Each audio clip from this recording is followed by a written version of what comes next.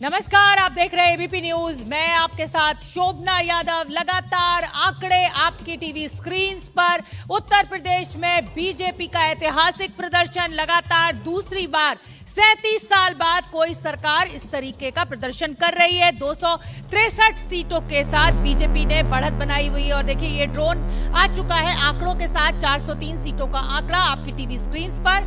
263 सीटें बीजेपी के खाते में, 135 सीटें समाजवादी पार्टी की बढ़त। बहुजन समाज पार्टी का अब तक का सबसे खराब प्रदर्शन 4 सीटों के साथ। कांग्रेस भी 2017 के मुकाबले 7 सीटों से 2 सीटों पर आई। और डेटा में अपडेट डेटा जो है वो आपके सामने 263 135, यानी बीजेपी वर्सेस समाजवादी पार्टी का जो अंतर है वो 100 से भी ज्यादा सीटों का है। और बहुजन समाज पार्टी 1 सीट पर, यानी इससे बुरा प्रदर्शन बहुजन समाज पार्टी का मुझे लगता है कभी हुआ नहीं। आकाशवाणी। नोएडा से बीजेपी के पंकज सिंह 1,80,000 वोटों से जीते। तो बहुत बड़ी खबर, नोएडा से पंकज सिंह 1,80,000 वोटों से एक बहुत बड़े अंतर के साथ पंकज सिंह, जो कि राजनाथ सिंह के पुत्र हैं, एक बड़ी जीत दर्ज की है। और अब मैं रुख करूंगी अपर्णा का। अपर्णा न्यूज सेंटर में मौजूद है। अपर्णा, फटाफट अंदाज में हमें बड़ी बातें इन आंकड़ों की समझाइए। बहुत शुक्रिया शोभना। तो हम बहुत दिलचस्प तरीके से ग्राफिक्स की मदद से हर आंकड़ा जो नतीजों के रूप में सामने आ रहा है वो दर्शकों को बता रहे हैं। बड़ी बातें क्या हैं अब तक जो सामने आई है, रुझानों के मायने क्या है। यूपी में बीजेपी ने इतिहास रच दिया है और फिर सरकार बनना बीजेपी का तय है। पंजाब में आम आदमी पार्टी को बम्पर जीत मिली है। 92 सीटों पर आम आदमी पार्टी यहां बढ़त पर कायम है। तो वहीं उत्तराखंड में मुख्यमंत्री पुष्कर धामी खटीमा से अपनी ही सीट से चुनाव हार गए हैं। और गोवा की अगर बात करें तो गोवा में बीजेपी बहुमत के करीब पहुंच गई है। यहां कि गोवा में दोबारा सरकार बनाती हुई नजर आ रही है बीजेपी। मणिपुर में बीजेपी सबसे बड़ी पार्टी बनकर उभरी है, लेकिन अभी भी मेजॉरिटी से, उस जादुई आंकड़े से मणिपुर में बीजेपी दूर है। शोभना। बिल्कुल अपर्णा, और बड़ी बात यही है कि गोवा में क्योंकि 3 निर्दलीय जो विधायक हैं उन्होंने अपना समर्थन दे दिया है बीजेपी को, तो गोवा में भी सरकार बन रही है। उत्तराखंड में लगातार दोबारा वापसी हो रही है। हालांकि पुष्कर सिंह धामी वहां से चुनाव हार गए हैं, लेकिन जो आकाशवाणी। फाजिल नगर सीट से सपा नेता स्वामी प्रसाद मौर्य चुनाव हारे।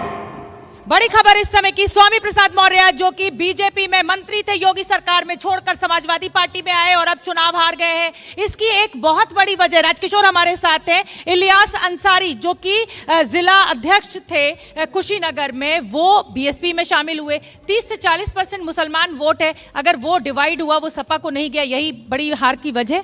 देखिए, वो तो बिल्कुल रहा है, लेकिन पहले ये समझने की जरूरत है कि स्वामी प्रसाद मौर्य जिनके जरिए वैतरणी पार करनी थी वो कैसे उनके लिए लाइबिलिटी बन गए, ये समझने वाली बात है। क्योंकि वास्तविकता ये है कि शायद जहां कुशीनगर से वो लड़े थे चुनाव पडरौना से, वहां पर भी उनके जीतने की संभावनाएं बहुत कम नजर आ रही थी। ये लगातार सर्वे में आ रहा था, इसीलिए उनको अपनी सीट बदलनी थी। तो उन्हें लगा शायद ये एक अच्छा मौका हो सकता, वो वहां पर गए थे। लेकिन अक्सर दल बदलना बहुत दिबांग, दल बदलुओं के लिए एक सबक। ओम प्रकाश राजभर हार गए, स्वामी प्रसाद मौर्य हार गए, सैनी हार गए। जी हाँ, और खासतौर पर वो दल बदलू जो आखिरी मौके पर दल बदलते हैं, उनके लिए ये एक बड़ा सबक है। और मेरे ख्याल से लोकतंत्र के लिए एक बड़ी अच्छी बात है। इस तरह से दो दल बदल करते हैं, उनको जनता को जरूर सबक सिखाना चाहिए। तो ये एक अच्छी खबर है लोकतंत्र के लिए। और बंगाल चुनाव में भी हमने देखा था कि तमाम जो टीएमसी के बड़े बड़े नेता थे वो बीजेपी में शामिल हुए थे, लेकिन जीत में परिवर्तित नहीं कर पाए थे। ये एक बड़ा सबक नहीं, ये बहुत बड़ा सबक है। और दिबांग ने बिल्कुल सही कहा है, जो क्रेडिबिलिटी होती है ना उनकी, लोग ये सोचते हैं अपने भले के लिए, they want to push themselves, party change कर रहे हैं, हमारा भला नहीं चाहते, तो सारे फिक्स हो गए। बहुत अच्छा हुआ, वेस्ट बंगाल में भी ऐसा ही हुआ और यहाँ यूपी में भी ऐसे। इनको सही सबक सिखाया जनता ने। आकाशवाणी। यूपी की तमकुही सीट से कांग्रेस प्रदेश अध्यक्ष अजय लल्लू चुनाव हारे। तो बड़ी खबर इस समय की, अजय लल्लू भी चुनाव हारे। प्रियंका गांधी का इंटरव्यू हम सुन रहे थे, उन्होंने कहा कि देखिए, हमें पता है कि हम बहुत अच्छा प्रदर्शन नहीं करेंगे, लेकिन हमारा संगठन मजबूत हुआ है। अब अजय लल्लू का हारना क्या माना जाए, क्या ये दावा खोखला साबित हुआ? देखिए, उत्तर प्रदेश में प्रियंका गांधी की एकमात्र उपलब्धि ये है कि कांग्रेस जो चर्चा से बाहर थी उसको वो किसी तरीके से चर्चा में ले आई। मुझे उम्मीद थी कि उन्हें शायद 5 सीटें मिल जाएंगी, लेकिन वो 5 सीटों वाला प्रदर्शन भी नहीं कर पाई। उत्तर प्रदेश में उन्होंने कांग्रेस की लुटिया डुबोई और पंजाब में भी उन्होंने कांग्रेस की लुटिया डुबोई। तो प्रियंका गांधी पर 2 जगहों पर कांग्रेस की लुटिया डुबोने का श्रेय प्रियंका गांधी को जाता है। बिल्कुल ठीक है। हमारे साथ बीजेपी की नेता, बीजेपी की सांसद हेमा मालिनी जी जुड़ रही हैं। हेमा मालिनी जी, बहुत बहुत बधाई आपको इस शानदार प्रदर्शन के लिए। और विपक्ष जो है वो औंधे मुंह गिरा है। हालांकि अखिलेश यादव की पार्टी ने कुछ अपनी 47 से 135 सीटों पर पहुंचे हैं, लेकिन बीजेपी का ये जो विजय रथ है, कैसे रोके इसको विपक्ष, यही दुविधा में है पूरा का पूरा विपक्ष। पूरा हेलो जी, सुन रही हूँ मैं आपको। मैं तो यू कैन हियर मी? जी मैम, मैं सुन सकती हूँ। मैं तो ये कहूँगी कि मैं सारे विपक्ष, जितने भी विपक्ष के हैं, उन सबको मैं बधाई देती हूँ। आप पूछेंगे क्यों बधाई क्यों? इसलिए कि उनमें इतनी हिम्मत थी कि हमारी बीजेपी सरकार के सामने खड़े होने के लिए। So for that I congratulate them.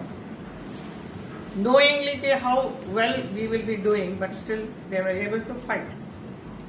आप किस चीज को क्रेडिट देना चाहेंगी? ये जो लाभार्थी योजना रही, महिलाओं के लिए जिस तरीके से बात की गई, एक मास्टर स्ट्रोक जो बीजेपी का आज आप यहाँ पर मेंशन करना चाहें, मोदी और योगी से इतर जो इस जीत में एक बड़ा सहायक या कहा जाए कि बड़ा फैक्टर साबित हुआ है।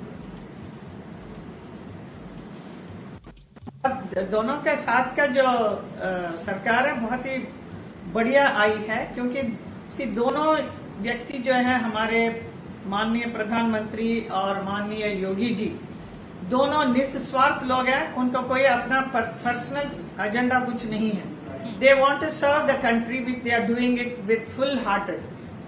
So that is the main thing. They are able to do whatever they want to do. They have a beautiful vision for the country. So they are doing the best for the country. So the entire जनता जितने भी हैं हमारे देश के, सब इस बात को जानते हैं। ठीक है। हेमा मालिनी जी, संगीत सोम का मैं जिक्र करना चाहूंगी। संगीत सोम आज चुनाव हार गए हैं। क्या मायने निकाले जाए? जिस तरीके की नफरती भाषा का इस्तेमाल संगीत सोम के द्वारा किया जाता है, ये एक बड़ा सबक उन नेताओं के लिए जो बांटने का काम करते हैं। हाँ बिल्कुल, ये चुनाव के दौर मैंने भी देखा है कि कई लोग कुछ भी अजीब सा शब्द यूज करते हैं, वो जरा डिग्निटी नहीं है। अगर आपको विपक्ष के पर्सनल इसमें अटैक नहीं करना चाहिए। योगी जी के लिए भी कई लोगों ने कहा कि उनको भगवा कपड़ा पहनकर कुटिया में जाकर बैठना चाहिए। इस किस्म का जो बातें करते हैं, दे शुड हैव एटलीस्ट सोचना चाहिए बात करने से पहले कि किसके बारे में बोलते हैं। बिल्कुल ठीक है। हेमा मालिनी जी, मेरे साथ योगी जी ने जो इतना बदलाव लिया जी, मेरे साथ यहाँ पे एक्सपर्ट्स का एक पैनल है, उसमें से एक आपसे सवाल आया है, मैं सवाल लेना चाहता हूँ। हाँ देखिए, मैं फिरोज बख्त अहमद एक सवाल पूछना चाहता हूँ। दिलचस्प सवाल है कि आपकी फिल्मों को देख के हम स्कूल कॉलेज में बड़े हुए हैं। मैं ये पूछना चाहता हूँ, क्या योगी जी ने अपनी पार्टी को, अपने को जो मेंटेन किया है, क्या आपसे सीखा है मेंटेन करना? And all you know. जी हेमा मालिनी जी, जिस तरीके की जीत बीजेपी ने दर्ज की है और लगातार आप भी जीत रही हैं और आपको देखिए तारीफ भी मिल ही गई है। मिल गई, बहुत अच्छी बात है। लेकिन मैं तारीफ करूंगी हमारी सरकार को, और मुझे बहुत ही गर्व होता है कि मैं इस वक्त सांसद हूँ, मथुरा क्षेत्र के 2 बार बनी हूँ। योगी जी और मोदी जी सरकार के अंदर नीचे उनके नेतृत्व में मुझे काम करने को मिल रहा है। ये मेरे लिए बहुत ही बड़ी बात है। लेकिन एक तरीके से जी I supported, I went for the support all my विधायक। पूरे मथुरा से मेरे 5 विधायक जीत गए हैं, तो ये बहुत ही बड़ी खुशी की खबर है। हेमा मालिनी जी, जिस तरीके से किसान बिल को वापस लेना पड़ा और किसानों की नाराजगी की बात लगातार की जा रही थी, लेकिन पश्चिमी उत्तर प्रदेश में जिस तरीके का प्रदर्शन बीजेपी का रहा है, उससे ऐसा लग रहा है कि किसान वोट भी आपको मिला है, जाट वोट भी आपको मिला है। तो आने वाले दिनों में क्या किसान बिल संशोधन के साथ या मेज पर बैठ के आ सकते हैं दोबारा? देखिए, मैं सवाल आप मेरे से कर रहे हैं, लेकिन जवाब भी आप खुद ही बता रहे हैं कि किसान तो पूरी तरह से पहले से ही साथ में थे। ये बीच में कोई मिडिल मैन लोग जो हैं, उन लोगों ने जो भी किया है, ये ऐसा कुछ हुआ है। लेकिन बट एंटायर कंट्री, किसान, farmers are definitely with us, because Modi ji is doing something very good for them which they realise it. लेकिन हेमा जी, आरोप आपके ऊपर ये भी है, अंडरस्टैंड दिस पार्ट जी, आरोप आपके ऊपर ये भी है कि धर्म में बांट दिया है और इसीलिए ये जाति में जो बांटना है वो सफल नहीं हो पा रहा है स्थानीय दलों का। बिल्कुल धर्म से बांटने की बात ही नहीं है, क्योंकि मैं हमेशा पहले से, लेकिन मैं भी पिछले 20 साल से जुड़ी हुई हूँ भारतीय जनता पार्टी के साथ। जब से अटल बिहारी वाजपेयी जी थे प्रधानमंत्री तब से हूँ, तब मुझे मालूम है। मैं हमेशा यही कहती रही कि बीजेपी पार्टी जो है ये सबके लिए, सबकी पार्टी है, किसी जाति किसी धर्म वगैरह की नहीं है, सबको साथ में लेकर जाने वाली पार्टी है। ये अभी विपक्ष के लोग आकर उसको बांटने का वो लोग कोशिश करते हैं, बट जनता बहुत खुश है। द वे हमारी सरकार ने जो काम किया है, लोगों के लिए मदद किया है जी, उन्होंने ये नहीं देखा कि इसको करना चाहिए इसको नहीं करना चाहिए। बिल्कुल, तो सबका यहाँ पे बिल्कुल सबका साथ सबका विकास की बात हेमा मालिनी भी मान रही है। बहुत बहुत धन्यवाद मैम, आपने एबीपी न्यूज के लिए समय निकाला, मिठाइयाँ खाइए, आज आपका दिन है। और हम आपको बता दें कि बीजेपी के नेता नलिन कोहली भी हमारे साथ जुड़ गए। छोटा सा ब्रेक, बहुत छोटा सा ब्रेक, आंकड़ा लगातार आप ऊपर टैली में देख ही रहे, फौरन लौट रहे हैं, आप देखते रहिए एबीपी न्यूज।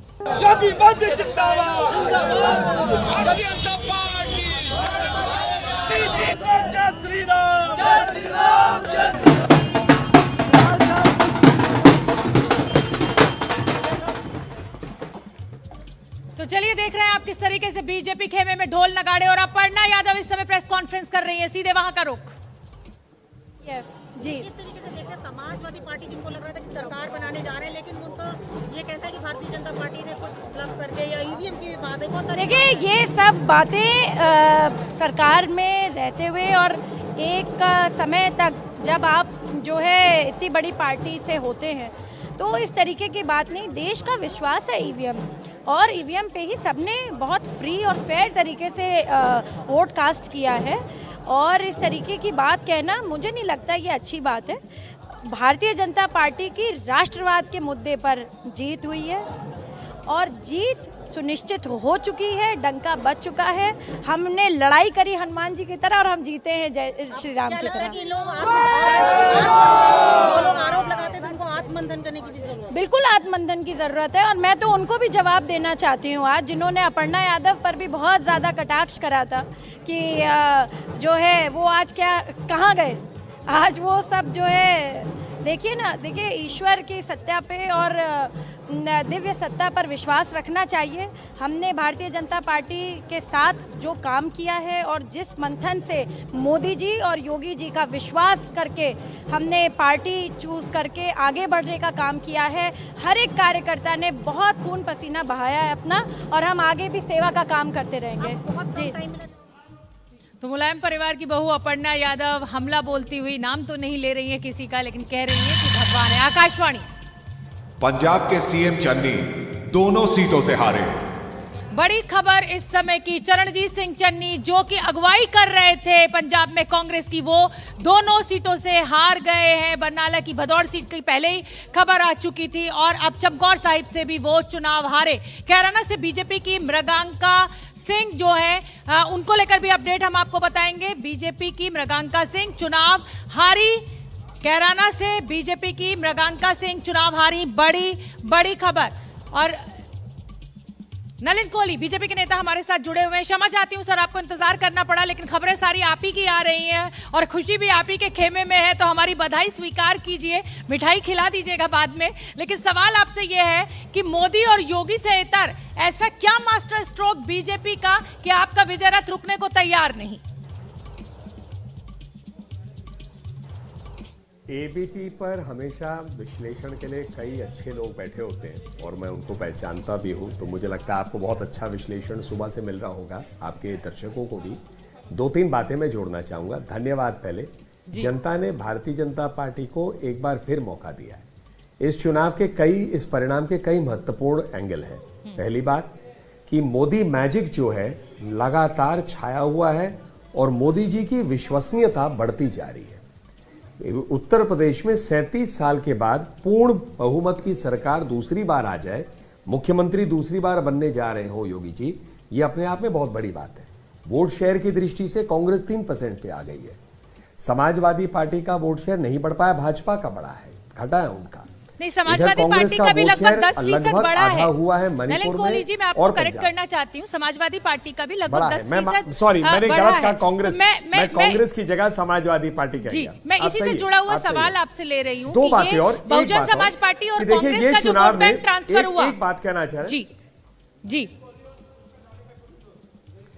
नहीं, मैं इस पे एक सबसे महत्वपूर्ण बात यह मानता हूं कि ये लाभार्थियों का चुनाव है, क्योंकि गांव गरीब किसान जिस प्रकार से गरीब कल्याण योजना हो, उज्ज्वला हो, टॉयलेट हो, जो लगातार मोदी जी की सरकार केंद्र में और योगी जी की सरकार या हमारे अन्य प्रदेशों में हमारे दूसरी सरकारों ने किया, ये एक लाभार्थी वर्ग को पैदा कर रहे हैं जहां डिलीवरी डायरेक्टली लोगों तक पहुंच रही है। तो अब ये वादों के आधार पे लोग जो है वोट नहीं, कार्य और काम उन तक पहुंच रहा है, चाहे बैंक अकाउंट में पैसे पहुंच रहे हो। जो ये लाभार्थी हैं ये महत्वपूर्ण है और कहीं ना कहीं 2024 इसको लेकर ठीक है नलिन जी, आप चुनाव जीते हैं इसलिए ये सारा क्रेडिट आपको, लेकिन जो टैक्स पेयर्स हैं उनकी ये शिकायत भी है कि ये जो डायरेक्ट मनी ट्रांसफर होता है।